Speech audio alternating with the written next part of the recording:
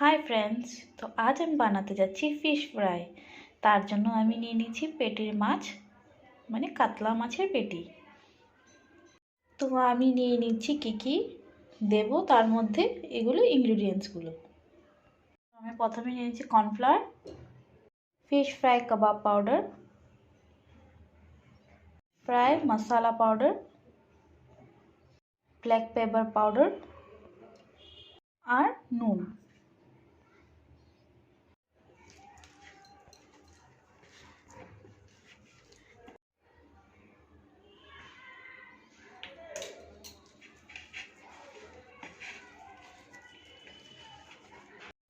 মাখানো হয়ে গেছে, 1 ঘন্টার মতো আমি ঢেকে রেখে দেবো।